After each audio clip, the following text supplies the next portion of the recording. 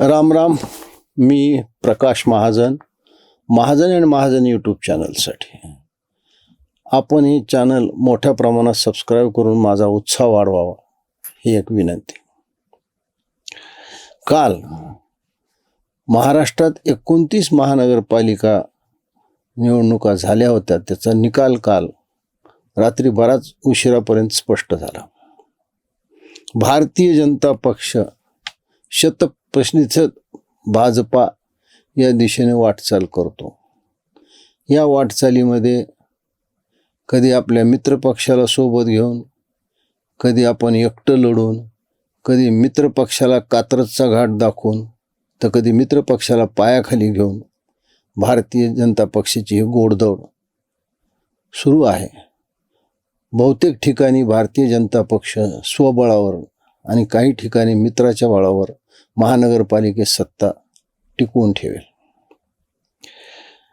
भारतीय जनता पक्षासारखा पक्ष जो 24 तास निवडणुकीच्या मूडमध्ये असतो, कार्यकर्त्यांचं पाठबळ, आर्थिक संपन्नता आणि कष्ट घेणारा नेता म्हणजे माननीय देवेंद्रजी फडणवीस यांनी ज्या सभा घेतल्या त्याच्या खालोखाल एकनाथजी शिंदे यांनी सभा घेतल्या आणि त्या खालोखाल अजित पवार होते.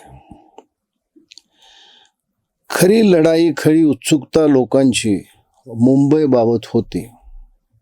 मुंबईत काय होणार? मुंबईमध्ये मराठी माणूस मोठ्या प्रमाणावर उद्धव बाळासाहेब ठाकरे यांच्या मागे उभा राहिलेला दिसून आला. मला वाटतं स्वर्गीय बाळासाहेब ठाकरेंनी शेवटच्या एका सभेत माझ्या उद्धवला सांभाळा, माझ्या आदित्यला सांभाळा हे जे आव्हान केलं होतं त्याचं स्मरण मराठी माणसाला होतं. आणि मराठी माणसासाठी कुठलीही भरीव कामगिरी न केलेल्या उद्धवच्या मागे मराठी माणूस उभा राहिला. त्यासोबत अजून एक झालं की जो मुस्लिम आणि दलित समाज देखील मोठ्या प्रमाणात उद्धव ठाकरेच्या मागे उभा राहिला. उद्धव ठाकरे हे महाराष्ट्राचे मुलायम सिंग यादव होण्याच्या दिशेने वाटचाल करत आहेत. त्यांचे बंधू राज ठाकरे, त्यांची अवस्था अशी झाली, सांगता येत नाही आणि सहनही होत नाही. गेल्या महानगरपालिकेत तरी 7 होते, आता कसेबसे 6 आले. जर उद्धव ठाकरेंची त्यांना साथ नसली असती तर जसे इतर ठिकाणी ते शून्यावर आहेत ते शून्यावर तिथं आले असते. या निवडणुकीमध्ये बराचसा मराठी मीडिया हा उद्धव ठाकरेच्या बाजूने दिसून येत होता. कालही मला काही चॅनलवर मी चर्चेला गेलो होतो, मला तसं जाणवलं की जवळपास काही चॅनलने तर उघड त्यांचा प्रचार केला होता. पण एका चॅनलवर सी वोटर्सचा एक जो सर्वे आला होता की बाळासाहेबांचा वारसा चालवण्यासाठी कोण योग्य आहे, मला वाटतं मुंबईच्या मराठी माणसाने त्याचं उत्तर दिलंय की स्वर्गीय बाळासाहेबांचे वारस हे उद्धव ठाकरे आहेत. पण अजून एक गंमत झाली, जरी एकनाथ शिंदेंना कमी जागा मिळाल्या असल्या तरी एकनाथ शिंदेनी मुंबईमध्ये शिरकाव केलेला आहे आणि आपला पाया तिथं ते मजबूत करत आहेत. ही फार म्हणजे आश्चर्याची आणि एक लक्षणीय गोष्ट आहे. आज जरी जागा त्यांना 28-29 मिळाल्या असल्या तरी त्या सर्वेमध्ये दुसऱ्या क्रमांकावर एकनाथजी शिंदे होते, जे बाळासाहेबांचा विचार पुढे घेऊन जात होते. ते त्यांनी सिद्ध केलं. राज ठाकरेची अवस्था त्या सर्वेप्रमाणेच झाली. त्या सर्वेमध्ये काहीतरी 10% राज ठाकरे हे बाळासाहेबांचे वारस ठरू शकतात असं लोकांनी सांगितलं आणि राज ठाकरे त्या 3ऱ्या क्रमांकावर आहेत. पण शिवेला लागून असलेलं ठाणे शहर, या शहरामध्ये मनसे तर पूर्ण भुईसपाट झालेली आहे. एकमेव उद्धव ठाकरेचा माणूस एक निवडून आलेला आहे.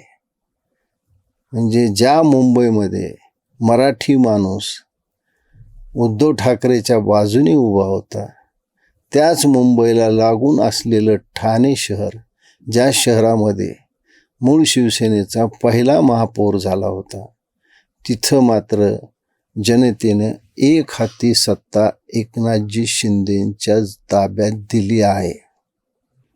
म्हणून एकनाथजी शिंदेला कमी लेखू नका. ते फार बोलत नाहीत, पण करून दाखवतात. ठाणे असू द्या किंवा नव्या मुंबईमध्येच महायुतीतल्या या 2 मंत्र्यामध्येच नलावरचं भांडण सगळ्या जगाने बघितलं. तिथं सुद्धा एकनाथजी शिंदेनी 42 जागा मिळवलेल्या आहेत. 42 जागा. पण कालचा निकाल पाहिला तर असं लक्षात येईल की उद्धव ठाकरेला पुन्हा मुंबई महानगरपालिका आपल्या ताब्यात घेणे अशक्य झाले आहे. तेवढं बहुमत मराठी माणसाने दिलं नाही.